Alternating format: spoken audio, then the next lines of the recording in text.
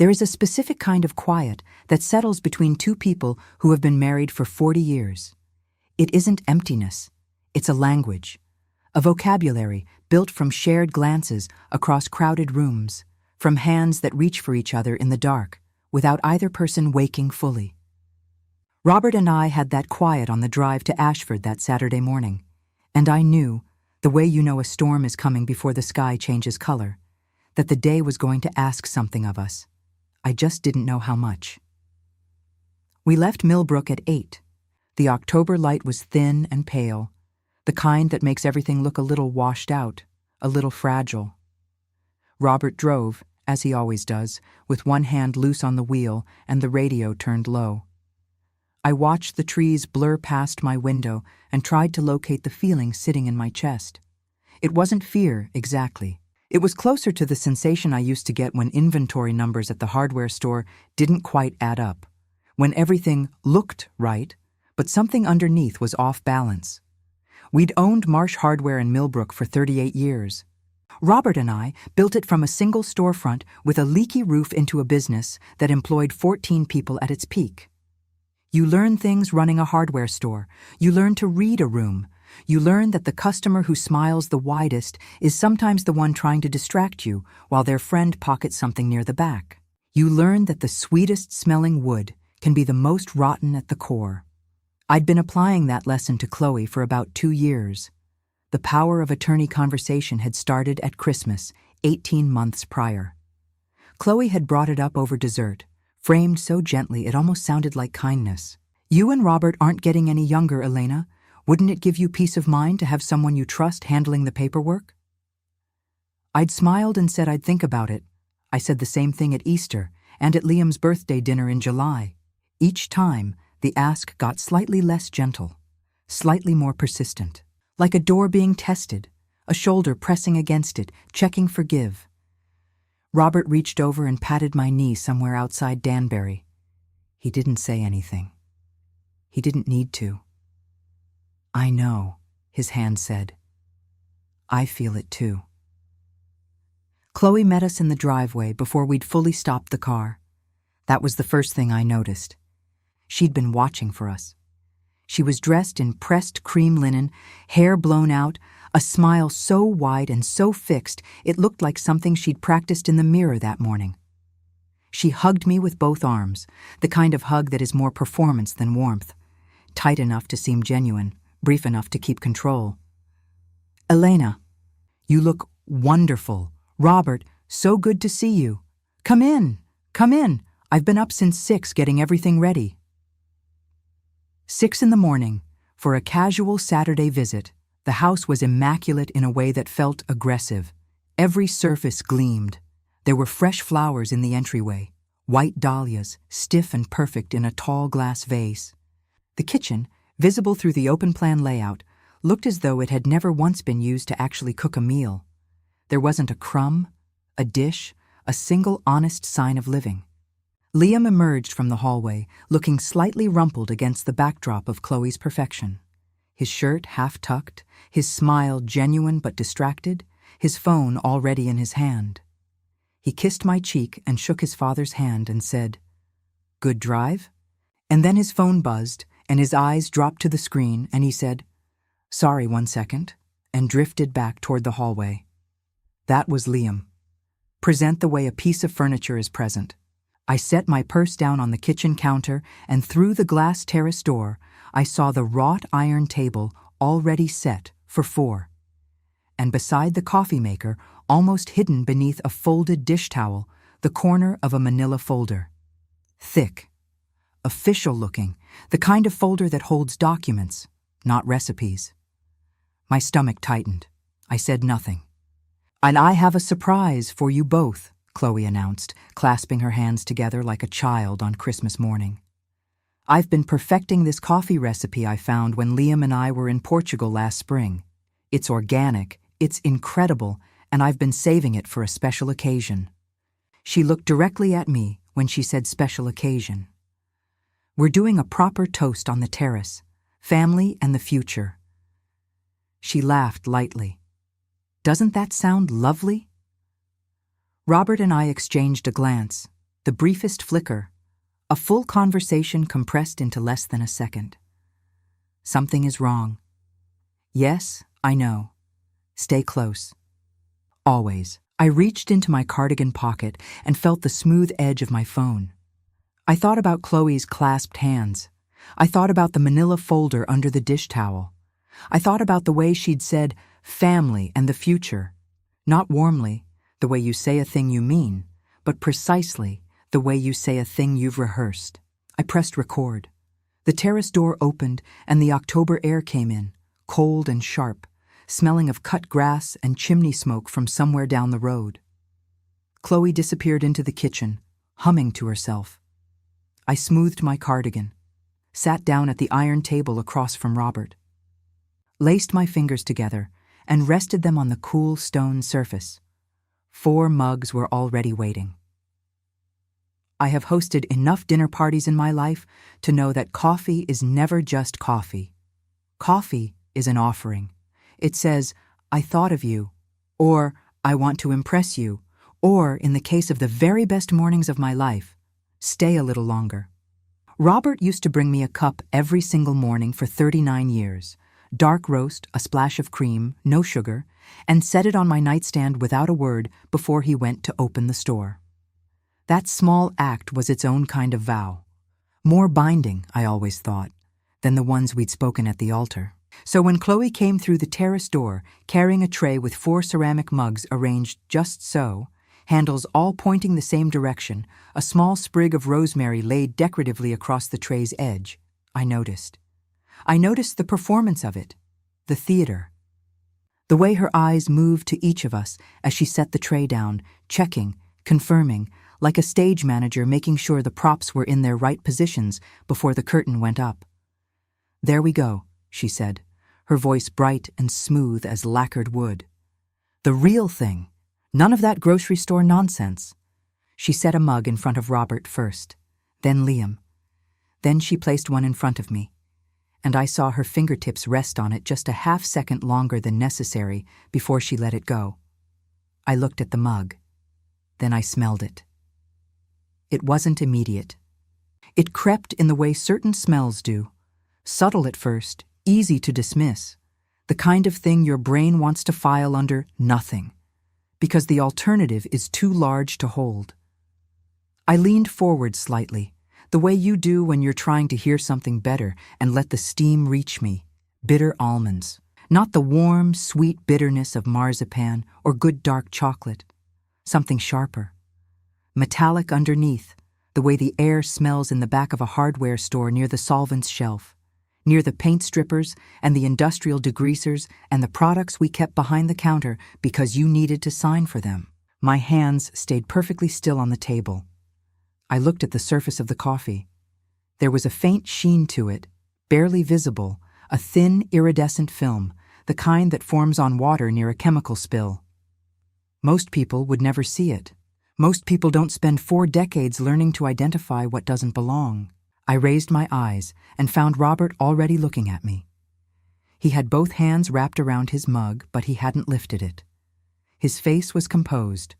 Robert has always had the most composed face of anyone I've ever known, a quality that served him beautifully in 38 years of customer negotiations.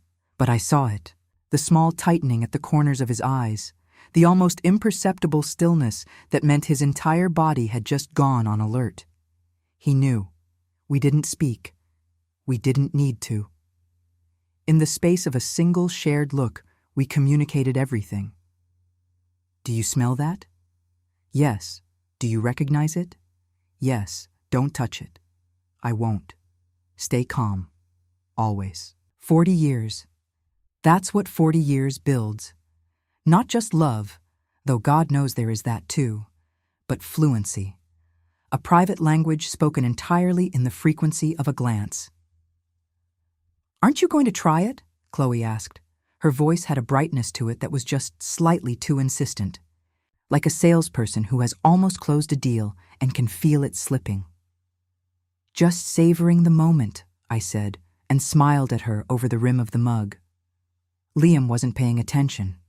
He was half-turned in his chair, his phone angled toward him, his thumb moving in quick scrolling motions. Whatever was on that screen had absorbed him completely. A work thing, probably. Liam worked in financial compliance, and there was always a work thing. Chloe sat down across from me.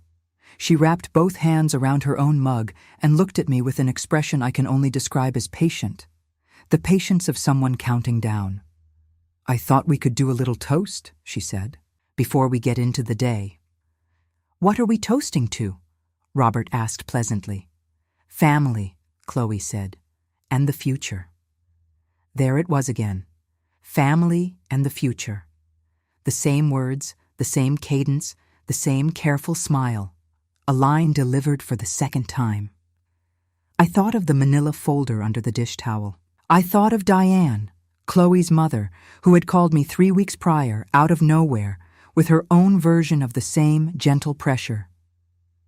"Elena, you really should think about having someone you trust manage things. At your age, it's just responsible." I had thanked her and ended the call and sat very still in my kitchen in Millbrook for a long time afterward. "I just need to grab the biscuits," Chloe announced, pushing back from the table with a bright smile. "Don't start without me." She slipped back inside through the terrace door. I looked at Robert. He looked at me. Then he looked at Chloe's mug, still steaming gently in the October air, and back at me. And the corner of his mouth moved, barely, just barely, into the driest, most contained, almost smile I had ever seen on his face in 40 years of marriage. If it's a secret recipe, that almost smile said, they should enjoy it first. I pressed my lips together. The terrace door was still swinging shut. We had perhaps 90 seconds. If you're feeling this story, don't forget to like and subscribe so you can be here for the next one. And leave a comment telling me where you're watching from. It means more than you know to see how far these stories travel. I want you to understand something about the kind of stillness required in that moment. It wasn't the stillness of fear, though my heart was knocking against my ribs hard enough that I was aware of every single beat. It wasn't the stillness of indecision. It was the stillness of someone who has spent a lifetime learning that the most powerful move you can make is the one nobody sees coming. The quiet repositioning, the calm hand, the unhurried gesture that changes everything while appearing to change nothing. Robert was already moving. He didn't rush. That was the thing about Robert. He never rushed. Not in 38 years of running a business, not in negotiations that would have made younger men sweat through their shirts, not now, on a stone terrace in Ashford with 90 seconds on an invisible clock. He reached across the table with the same steady, unhurried motion he used when he was restocking a shelf or checking a measurement, deliberate, practiced, completely unremarkable to anyone who might have glanced through the glass door at that moment. He picked up Chloe's mug and set it in front of me. He picked up mine and set it in front of her empty chair. Then, with the same calm economy of movement, he swapped Liam's mug with his own. The entire thing took 11 seconds. I counted. I pulled Chloe's mug close and wrapped both hands around it the way you do when you're cold and grateful for the warmth. The ceramic was smooth. The smell coming off it was clean. Just coffee, real coffee, dark and honest. I exhaled slowly through my nose and did not allow my shoulders to drop with relief, because relief was a luxury we hadn't earned yet. Robert settled back into his chair and picked up his new mug, Liam's, and brought it to his lips without drinking. A gesture, a prop. The man should have been an actor, I thought. 40 years, and he can still make me feel like we're invincible. The terrace door opened. Chloe came through it backward, nudging it with her shoulder, both hands occupied with a small wooden board arranged with shortbread biscuits in a careful fan pattern. She was still humming, the same tuneless, satisfied little melody she'd been humming in the kitchen, the sound of someone who believes everything is going according to plan. She set the board on the table and looked up. Her eyes went to the mugs. I watched her do it. Most people wouldn't have caught it. The scan was fast, practiced, almost invisible. Her gaze moved from my hands to Robert's hands, to Liam's hands, and then to her own mug, sitting exactly where she'd left it. She registered the positions. She confirmed them. Her shoulders settled by a fraction of an inch. She believed everything was where she'd put it. I picked up a shortbread biscuit and took a small bite and said, "These look wonderful, Chloe." "My mother's recipe," she said, sitting down and reaching for her mug. Of course it was. Liam looked up from his phone for the first time in several minutes, blinking slightly as though surfacing from deep water. "Sorry. Yes, the biscuits are great, babe." He set his phone face down on the table with the effortful deliberateness of someone trying to appear present. "So, should we do this toast?" "Yes," Chloe said. She lifted her mug. Her smile was radiant. "Let's." I have replayed the next 60 seconds many times in the weeks since that morning. I have turned them over in my mind the way you turn a river stone in your palm, examining the weight of it, the texture, the edges. I have wondered at what point Chloe might have stopped herself, whether there was a moment, a flicker of doubt, a hesitation, that I missed. I don't think there was. She lifted that mug like a woman who had already won. "To family," Chloe said, looking directly at me, "and to the future." "To family," Robert said, his voice warm and perfectly level. I raised my mug. "To the future," I agreed. Liam said, "Cheers," without ceremony, and drank the way young men drink, without thinking, without tasting, a long automatic swallow that emptied a third of the mug in one motion. Chloe drank deeply too. Not the careful sip of someone savoring a recipe she'd allegedly perfected over 6 months. A full, committed swallow. The drink of someone impatient to get to the next part of the morning, the next step, the folder under the dish towel, the pen, the signature. Robert and I lifted our mugs to our lips. We did not drink. We set them down. Across the table, Chloe placed her mug on the stone surface and looked out at the backyard with a satisfied expression.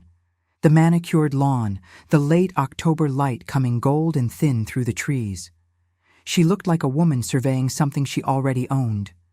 Then she blinked. Once. Twice. A small frown crossed her face, just for a moment, there and gone, like a person who has heard a sound they can't immediately identify. She pressed 2 fingers to her temple, removed them, looked at her hand as though it belonged to someone else. The morning held its breath. I held mine.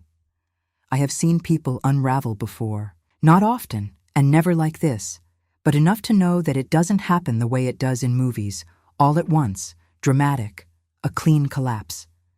Real unraveling is gradual and ugly and deeply human. It happens in stages, like a seam giving way 1 stitch at a time, and the worst part is that the person coming apart can feel each stitch go and cannot stop a single one. Chloe's first stitch went about 4 minutes after the toast. She laughed at something Liam said, something unremarkable, a comment about the neighbor's new fence, and the laugh came out slightly wrong. Too loose, too long by half a second. She pressed her lips together afterward as though she'd noticed it too.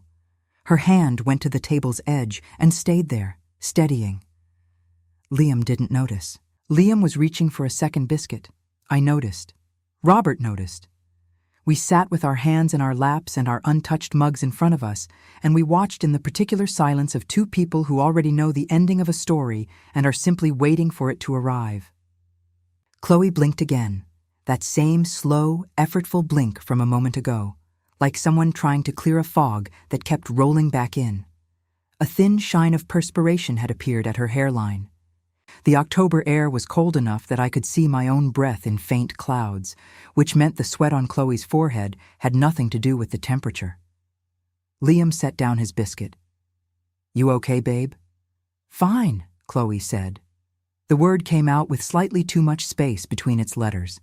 She straightened in her chair, a conscious, deliberate gesture, the physical equivalent of pulling yourself together, and reached for her mug again. She should not have reached for her mug again. She took another long sip, still chasing the plan, still trying to get to the folder and the pen and the afternoon she had architected so carefully, and I watched the sedative tighten its grip on her in real time and felt something cold and sad move through me that had nothing to do with the October air. She tried to stand up 4 minutes later. I know it was 4 minutes because I was watching the clock on my phone, the same phone recording every sound on that terrace with perfect, patient clarity. Chloe pushed back from the table with the careful movements of someone navigating a deck that has begun to pitch and roll beneath them. She got halfway to her feet, looked through the glass terrace door toward the kitchen, toward the counter, toward the folder, and I saw her face in that moment, and I understood everything. She was calculating. Even now, sweating and swaying in the pale October light, she was calculating. How long did she have? Could she get Elena to the table? Could she get the pen into her hand? Could she still salvage the morning? That was the thing about Chloe that I had always underestimated. Not her cruelty. I'd suspected that for some time. Her persistence.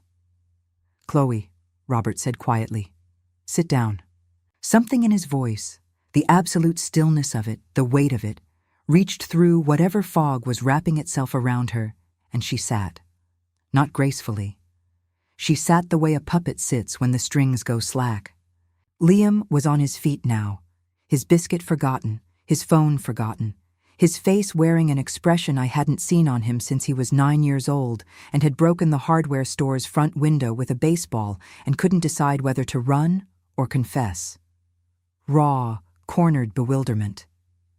"Chloe, your eyes look really—" "I'm fine," she said again, but the word had lost its shape entirely now. The consonants were soft, sliding. Her head moved in a slow, effortful turn toward me, and her eyes, glassy, struggling to focus, locked onto mine. Something moved behind them. Realization. The beginning of it, dark and terrible, rising up through the sedative haze like a shape surfacing through murky water. She looked at my mug. Still full. She looked at Robert's mug. Still full. Her lips parted. What happened next, I will carry with me for the rest of my life, not with satisfaction, though I won't pretend there wasn't a splinter of something sharp and vindicating in it.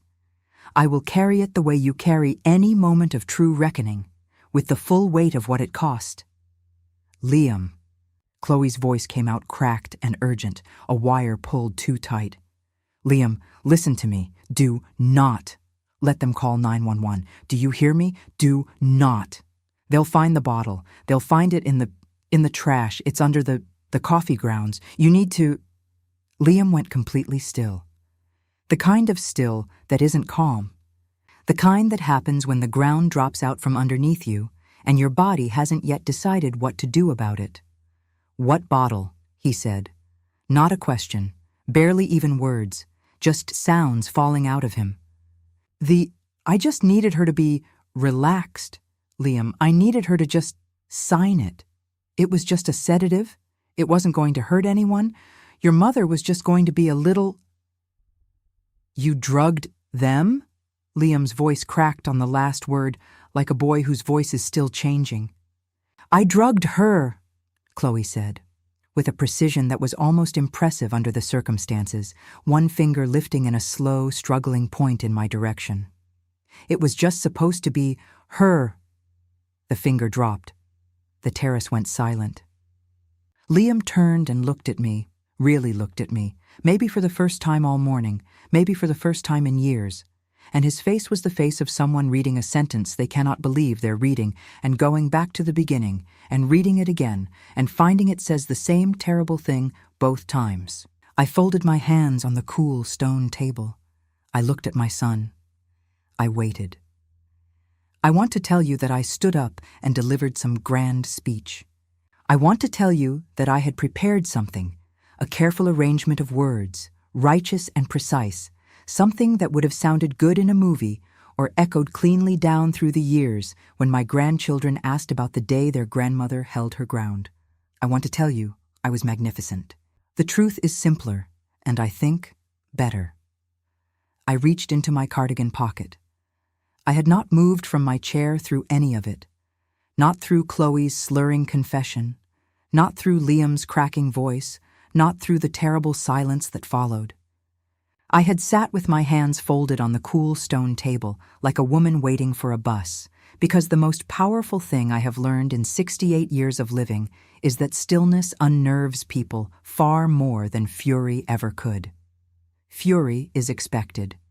Stillness is not. Stillness says, I already know everything, and I have been waiting for you to catch up. I drew my phone out slowly, held it flat on my palm so they could both see the screen.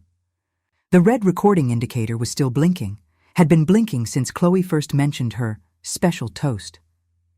Inside the warm kitchen, before we ever came out to the terrace, before the mugs, before any of it. 47 minutes of audio. I pressed stop. Chloe made a sound I don't have a precise word for. It was somewhere between a gasp and a moan, the sound of a person watching a door they believed was open swing definitively shut. Her face had gone the color of old chalk, the perspiration at her hairline now tracking in thin lines down her temples. She gripped the edge of the table with both hands and stared at my phone the way you stare at something you cannot make yourself believe is real. Liam said nothing. He had lowered himself back into his chair at some point during the confession, folded into it really, the way a person folds when the bones seem to go soft, and he was sitting with his elbows on his knees and his face in his hands, and he was very, very quiet. The recorder had caught all of it, every word. I set the phone on the table between us, not aggressively, just placed it there, in the center of the stone surface, the way you place evidence, calmly, without theater, because the facts are theatrical enough on their own. I looked at Chloe first.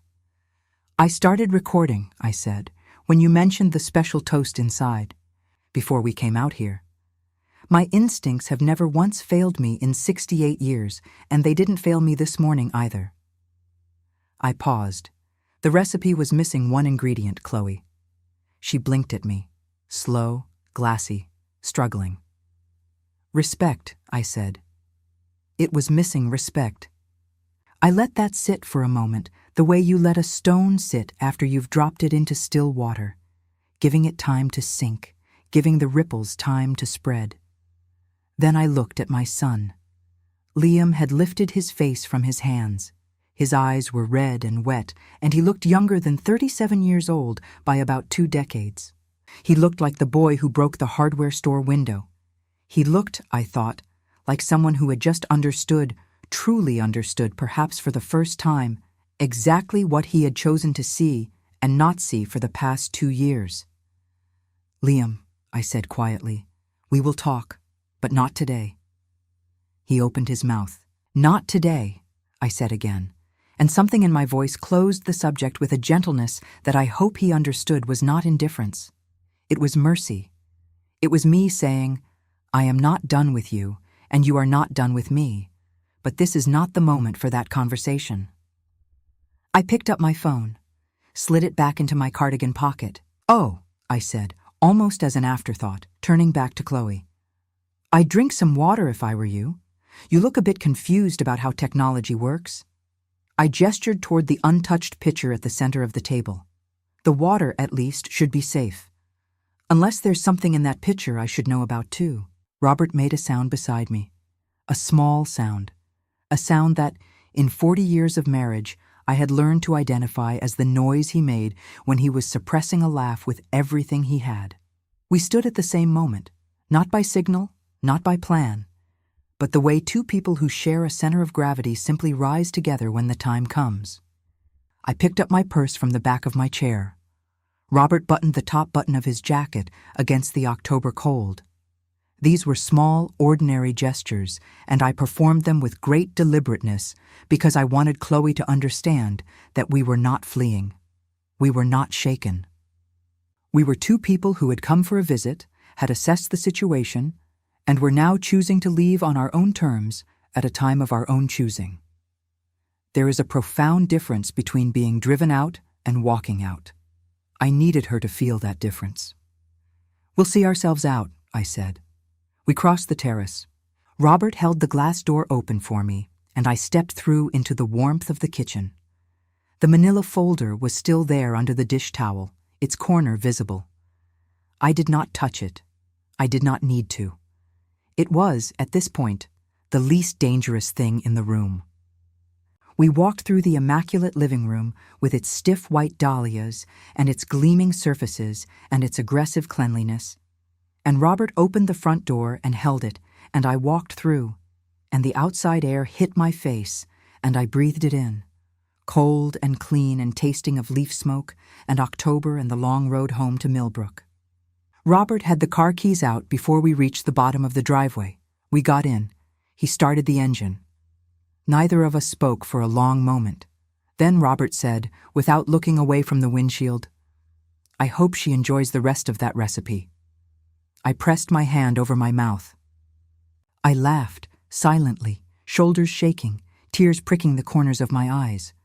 And it was the kind of laughter that is very close to crying, and contains, I think, both grief and relief in equal measure. The laughter of someone who has just walked out of something they understood in the moment of walking out they will spend a long time recovering from. Robert pulled out of the driveway. I turned and looked back once. The house sat there in the pale October light, white and modern and immaculate, and through the glass terrace door I could see the table, the 4 mugs, the untouched pitcher of water. I could see the shape of Liam, still folded in his chair. I could not see Chloe. I faced forward. Robert drove. The trees blurred past my window, and the radio played low, and his hand found my knee in the familiar, wordless way it always did, and I put my hand over his and held on. We drove toward Millbrook. We drove toward home. We got home to Millbrook at 1:30 in the afternoon. Robert unlocked the front door, and I walked into our house, our real house, the one that smelled of old wood and lemon polish and 40 years of a life genuinely lived. And I set my purse on the hall table where I had set it 10,000 times before, and I stood very still in the entryway for a long moment and simply let the familiar close around me like water. The hardware store had been sold 3 years prior, but the house still held its memory. There were paint chips on the mudroom door frame where Robert used to test samples before ordering stock. There was a groove worn into the kitchen floorboards in front of the stove from decades of the same woman standing in the same spot making the same morning coffee. There were 40 years of small, permanent marks left by a life that had been, whatever its difficulties, genuinely and honestly ours. No one could sign that away. That was the thing Chloe had never understood. The thing her mother Diane had never understood, coaching her from whatever distance with whatever small, greedy ambitions filled her days. A life is not a document. You cannot acquire it with a power of attorney. You cannot sedate it into submission and sign your name across the bottom of it while it is temporarily unable to resist. I put the kettle on. Robert sat at the kitchen table and called our attorney, Franklin Hesse, whose number he had memorized 20 years ago and had never once been sorry to have. He spoke in his usual even, unhurried way. He said, "Franklin, Robert Marsh, I need you to make some time this week. Elena and I had an interesting morning." Franklin, to his credit, did not ask questions on the phone. We met with him Tuesday. I will not pretend the legal process was swift or clean or satisfying in the way that fictional justice is satisfying, where the gavel falls and the villain is led away and the credits roll over a restored world. Real consequences are slower and less cinematic and arrive in pieces, like furniture being delivered one item at a time to a room you are still learning to arrange. But they arrived. Franklin submitted the recording to the local prosecutor's office on Wednesday. By Friday, Chloe had been contacted by a detective regarding the matter of an undisclosed controlled substance introduced into beverages without the knowledge or consent of the intended recipients. The language of the law, Franklin explained to us over the phone, was not as plain as she tried to drug her mother-in-law. But the meaning was identical. Chloe hired a lawyer. Of course she did. What she did not anticipate, what I suspect Diane had not coached her for in all their careful scheming, was that the manila folder on the kitchen counter became relevant too.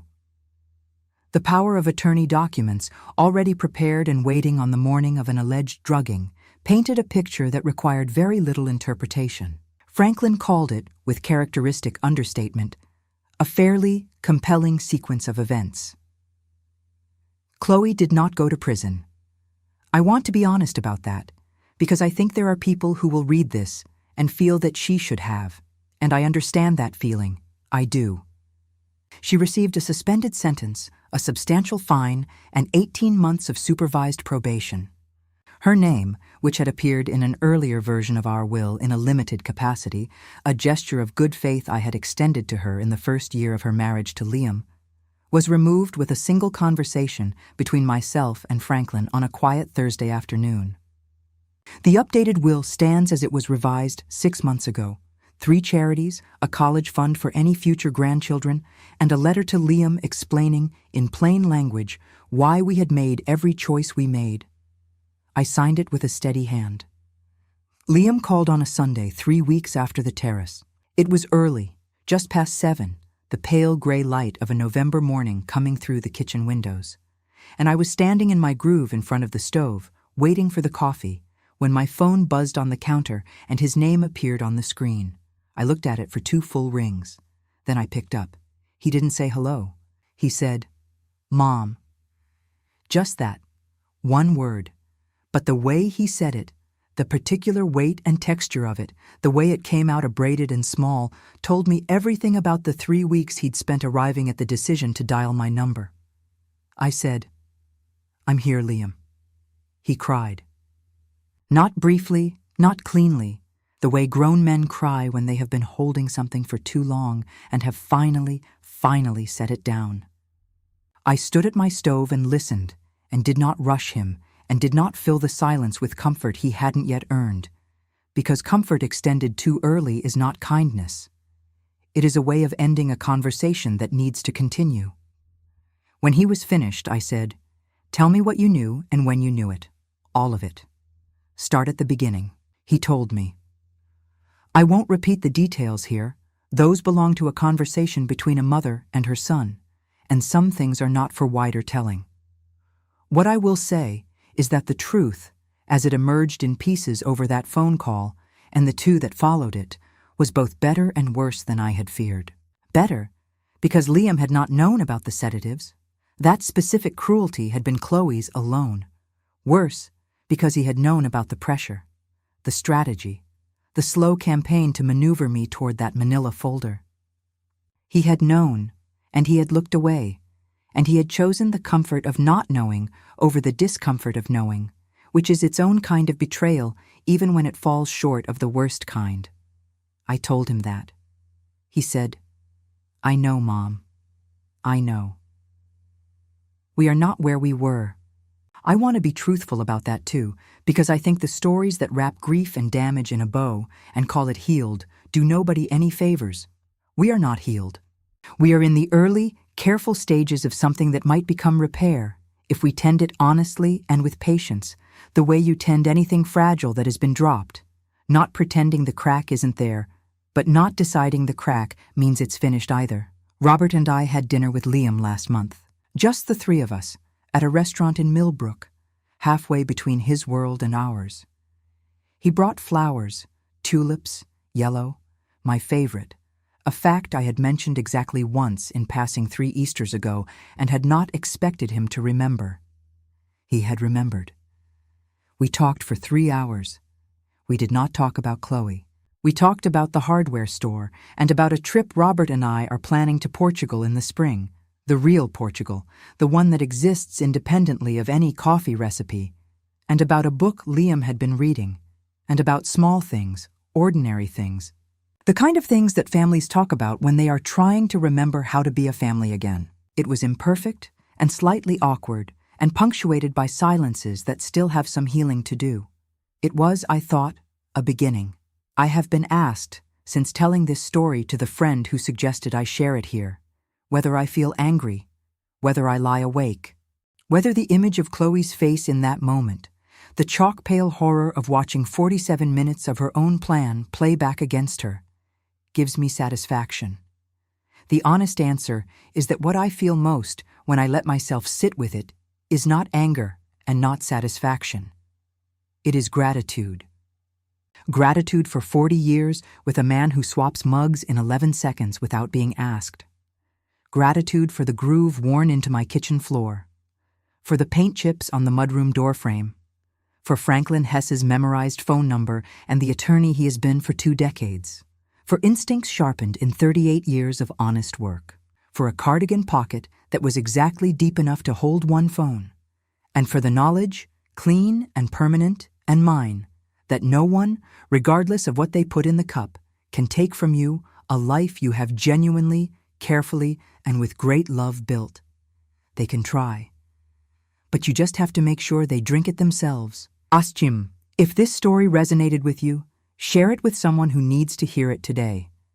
And if you have a story of your own, a moment where you held the line and held it quietly, we'd love to hear it. Leave it in the comments below.